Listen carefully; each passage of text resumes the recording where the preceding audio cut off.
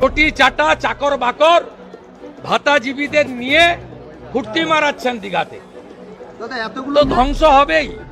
বড় বড় কথা কারা বলছে? যারা মমতা ব্যানার্জি আঁচলের তলায় থেকে নেতা হয়েছে। আরো বড় বড় কথা বলছে, অনেকে চরিত্রের কথা বলছে, যারা কালীঘাটের উচ্ছিষ্ট খেয়ে জীবন কাটিয়েছে, আজকে বিজেপির উচ্ছিষ্ট খেয়ে বেঁচে আছে, তারা দিলীপ ঘোষকে ক্যারেক্টার সার্টিফিকেট দিচ্ছে।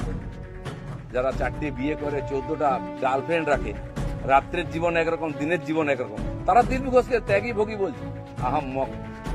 রাস্তায় দাঁড়িয়ে বলো লোকে কি বলবে? দিলীপ ঘোষ আজকেও রাস্তায় দাঁড়িয়ে আছে, কালো দাঁড়িয়েছিল, আগামী দিনেও থাকবে। মানুষ জানে দিলীপ ঘোষ কি করেছে, দিলীপ ঘোষ কি।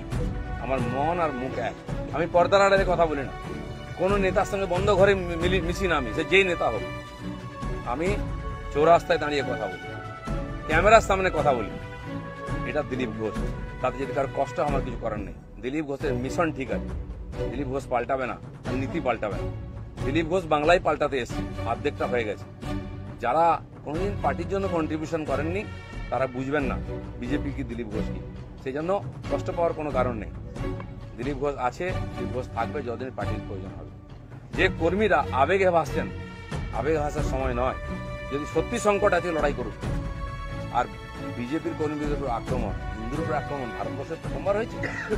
আজ যারা বড় বড় কথা বলছেন তারা হিন্দুর জন্য কতটা লড়াই করেছে, কি ত্যাগ করেছেন?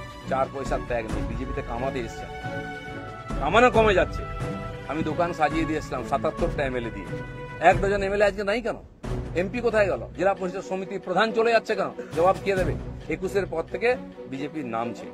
19 সালে বিজেপি 41% ভোট পেয়েছিল এবং আজ অনেক নেতা আমাদের পার্টিতে তার বিরুদ্ধে লড়াই করে আমরা পার্টিকে বাড়িয়েছিলাম।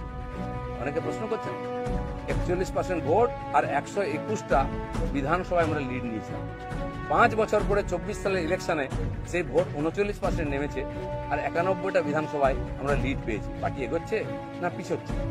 আমরা হার জিততে ভুলে গেছি 21 সালের পরে। প্রশ্ন করুন, পাবলিক প্রশ্ন করছে। দিলীপ ঘোষের এটাই প্রশ্ন আছে। যারা আমাকে প্রশ্ন করছেন আমি তাদের দিকে প্রশ্ন করছি। আপনারা তো নীতি শেখাচ্ছেন, রাজনীতি শেখাচ্ছেন, হিন্দুত্ব শেখাচ্ছেন, কি দিয়েছেন সমাজে? কেন পার্টি নেমে গেছে? 250 লোকের প্রাণের বিনিময়ে যে পার্টি দাঁড় করিয়েছিলাম, সে পার্টি কোথায় আছে? কেন হারছি আমরা? কেন লোকে চিৎকার করছে?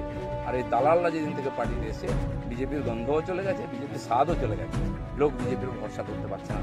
তাই ভরসা ফিরিয়ে আনার জন্য লড়াই করুন, নাটক করবেন। রক্ত দিয়েছি আমরা, ঘাম দিয়েছি, তারপরে মানুষের বিশ্বাস জিতেছি, মানুষের আশীর্বাদ জিতেছি।